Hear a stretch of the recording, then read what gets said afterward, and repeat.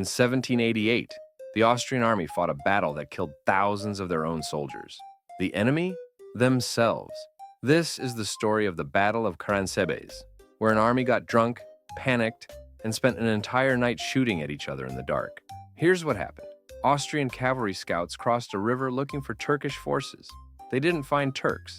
They found schnapps, so they started drinking.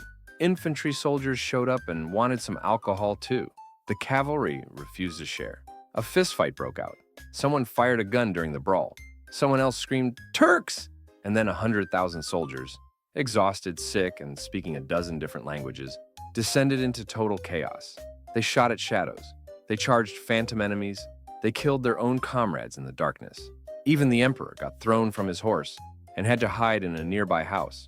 By morning, thousands were dead or wounded. 2 days later, the actual Ottoman army arrived and found the Austrians had already destroyed themselves. The Turks barely had to fight. So, how does this happen?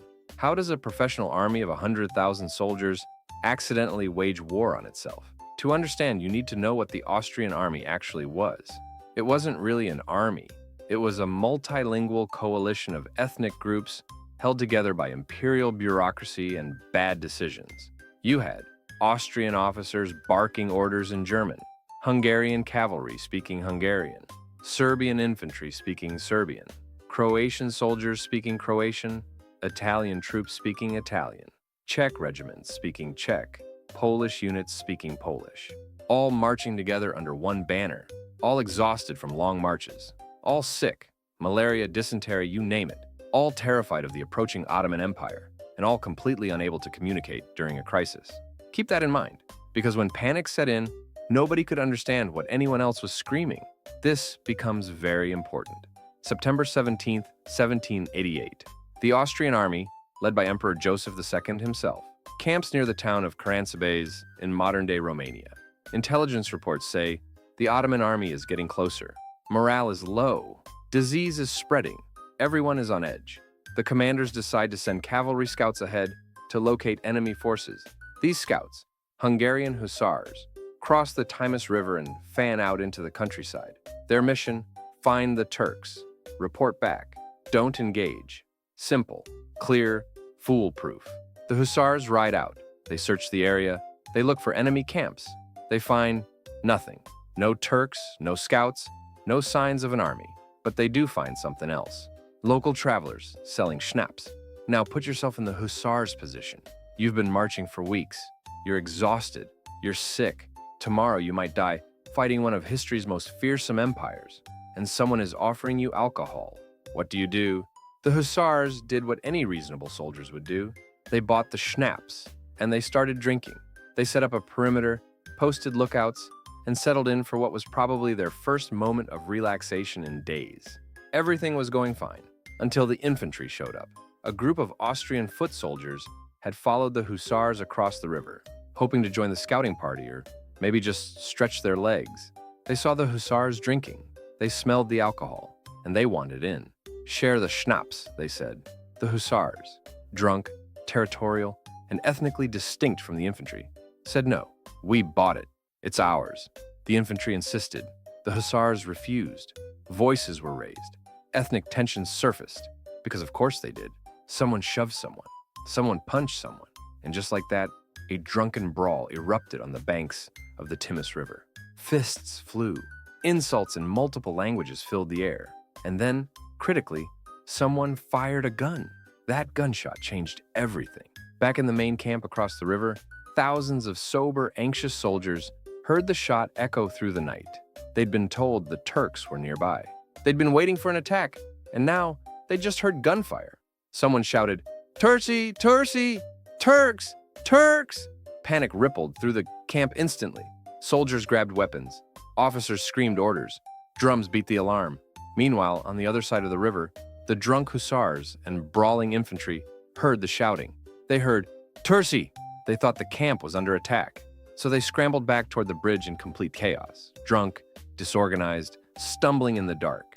And here's where the language barrier becomes catastrophic. As the panicked mass of soldiers rushed back toward camp, German-speaking officers tried to restore order. They shouted, "Halt! Halt! Stop! Stop!" But the non-German speakers, Serbs, Croats, Italians, Hungarians, heard halt and thought it sounded like Allah. They thought it was the Turkish battle cry, which meant in their minds, the Turks were already in the camp. Total chaos erupted. Sober soldiers in Karansebes saw shadowy figures running toward them in the darkness. They opened fire. The drunk soldiers, stumbling back, thought the town had been overrun by Turks. They returned fire. Nobody could see who they were shooting at. Nobody could communicate. Austrians shot Serbs. Serbs shot Croats. Croats shot Italians. Everyone was yelling in different languages. Gunfire lit up the night. Cannons were fired blindly into the darkness. Cavalry charged in random directions. And through it all, there were still no actual Turks anywhere near Karansebes. Even the emperor wasn't safe. Joseph II, one of the most powerful men in Europe, got caught in the stampede. A cannon blast startled his horse. The horse reared. Joseph was thrown off and tumbled into a muddy stream. His guards, fearing for his life, dragged him to safety in a nearby house. Rumors spread instantly. The Turks have taken Joseph. More units panicked and fled. The chaos intensified. All night long, Austrian soldiers shot at each other, charged phantom enemies, and killed their own comrades. It didn't stop until dawn. When the sun finally rose, the scale of the disaster became clear. Bodies lay scattered across the camp. Abandoned weapons and equipment were everywhere. Wounded soldiers screamed for help. The army had fought itself for hours. Estimates of casualties vary wildly. Some sources claim hundreds dead and wounded. Others say thousands. Some even suggest as many as 10,000. The truth is probably somewhere in the middle, complicated by the fact that disease and exhaustion were already killing soldiers daily. But what's undeniable is this. The Austrian army had been devastated, and they'd done it to themselves, over schnapps. Nobody wanted to talk about it. The officers quietly tried to restore order. The soldiers processed what had just happened, that they'd spent the entire night trying to kill each other. And somewhere in the middle of the chaos, the emperor was fished out of a stream, covered in mud, humiliated. But at least the Turks hadn't attacked, right? About that. 2 days later, the actual Ottoman army, under Grand Vizier Koka Yusuf Pasha, arrived at Karansebes. They'd been marching toward what they expected to be a major engagement. 100,000-strong Austrian force, fortified positions, a brutal, costly battle. Instead, they found a town barely defended, Austrian dead and wounded scattered everywhere, abandoned weapons, supplies left behind, no organized resistance. The Ottoman commanders could hardly believe it. What had happened here? Had there been a plague? A mutiny? A preliminary skirmish they'd missed? No, the Austrians had simply destroyed themselves. The Ottomans walked in and took Karansebes almost without firing a shot. It went down in Ottoman military history as one of their easiest victories, because their enemy had done all the work for them. For decades afterward, no official Austrian records mentioned the Battle of Karánsebes. It took nearly 40 years before accounts of the disaster began appearing in historical texts. Some believe the embarrassment was so profound that military officials simply refused to document it. Others argue that different ethnic groups within the army blamed each other, and nobody wanted to take responsibility. Even today, some historians question whether the battle happened exactly as described, or if it's been exaggerated over time. But multiple independent sources from the era confirm the core story. The Austrian army at Karansebes attacked itself, suffered massive casualties, and handed the Ottomans an uncontested victory, all because of schnapps, miscommunication, and panic. The Battle of Karansebes stands as a definitive reminder that in war, the greatest threat to an army isn't always the enemy. Sometimes it's alcohol.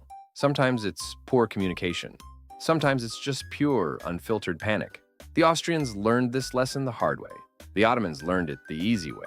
And history remembers it as the time 100,000 soldiers fought the most dangerous enemy they'd ever faced, themselves.